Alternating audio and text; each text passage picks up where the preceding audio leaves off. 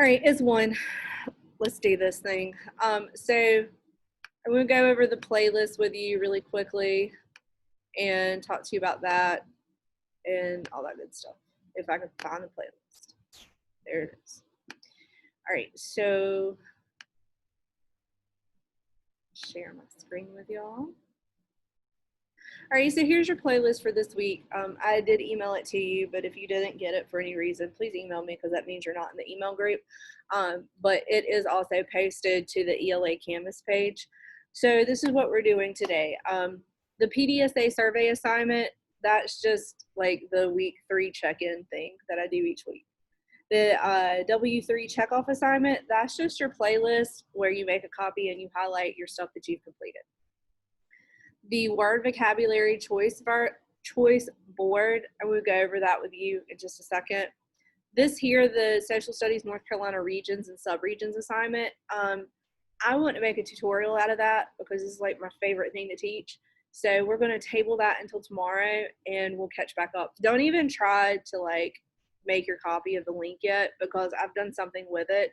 So it's not going to let you make a copy and I'm not sure why.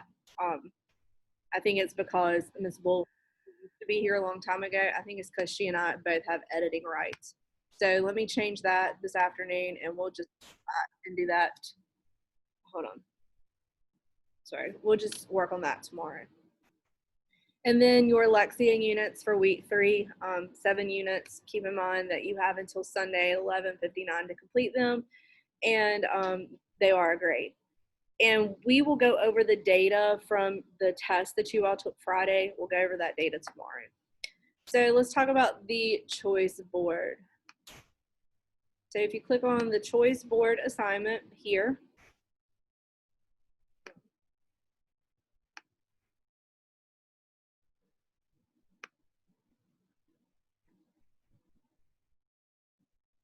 great, cool. Oh, and Cedric's here. All right, so if you click on the choice board assignment, it's going to lead you to the week 3 vocabulary choice board module. Hold on, I gotta let somebody else in. Okay, so in the module, you have where you see here assignment 1, 2, 3, 4. Click on assignment 1 and the choice board is there, and I'll probably copy it and put it in all the other assignments, but this is what you do. So you click on the choice board here. All right, those of you that were in my class last year when we did the word study folders at the beginning of the year, this is just a continuation of that. So if you've been in my class before, then you know how the general idea of what we're doing. However, I've changed it because I've changed it a little bit. Sorry, because y'all aren't here and I can't give you folders. So what you're going to do instead, I've given you 6 choices of things to do. You will only need to do 4. 1, 2, 3, 4. I only choose 4, but I gave you 6 options. So I've made tutorials, they're really short, for each one of these to show you what I expect you to do. With the 5 times each, just like we did last year, you will write each root and root word 5 times each. Be sure to check spelling because that is part of the grade. If it's not spelled correctly, then it's not right. And just to back up a little bit, we're doing root words and root definitions, and then I'm giving you a word that has the root within it. That's the associated word and associated definition. And the reason I'm doing this is because it's much easier to learn root words and their meanings because root words are used to make full words. So if you come into contact with a word that you're unsure of the meaning, if you know the roots within the word, you can get a general concept of what the word means. Like for example, geography. If you didn't know what geography meant, but you knew it means earth and graphy means right, then taken literally, that means earth, so to write about earth, to study earth. All right, but anyway, back to what we're doing down here. So the 5 times each you can do with the roots and roots definition. Flashcards or Cornell notes for roots or definitions, or for words and definitions. So you can do flashcards or Cornell notes for both. Another thing I need to tell you, all of this is handwritten. You're not typing any of this. If you type it, I'm not going to grade it. This all has to be handwritten because the act of writing it, like the muscle memory, helps you remember it. Sentences using each associated word. You will write a sentence using each of these words up here, not the root words, the associated words. And if you choose to write a sentence, the sentence must make sense. Like, don't just write a sentence that is, I like geography, because that does not give the reader the definition of geography. So instead, you could say something like, we are learning about North Carolina geography in social studies class. That gives the reader the idea that geography is associated with history and stuff like that.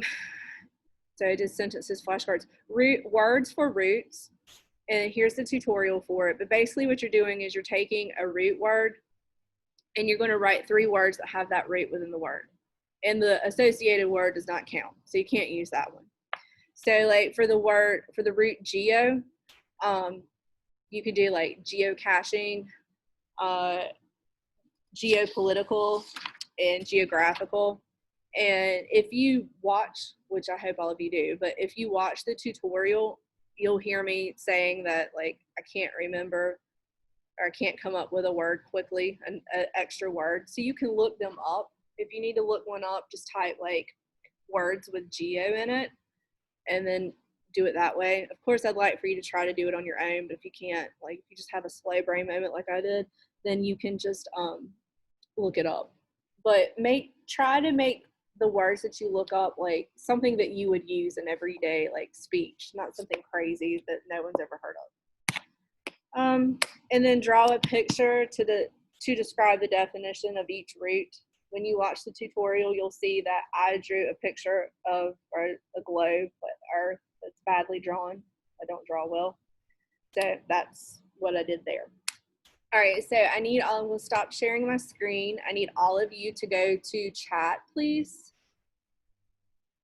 And if you have any questions about what I just talked to you about with the vocabulary choice board, then type yes. If you do not have any questions, please type no.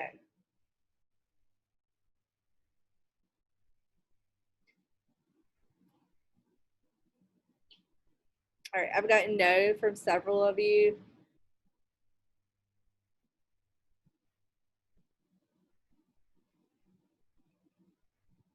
All right, so as far as the playlist goes, I think that's about all that you need to do today. Definitely work on your Lexia because there are several of you that did not turn in anything for Lexia. And like I said, the social studies stuff that is posted for today, we will work on that tomorrow. So before we end Zoom, are there any questions? If you do not have any other questions for me, please type no. If you do have a question for me, you may type yes. You may type it privately, or either way, it's fine with me. All right, well, in that case, when I'm finished talking, you all may scoot out. If you have any questions, just email me. And have a good day. You may log off if you're done. Bye, Ms. Weddington. Bye, have a good day.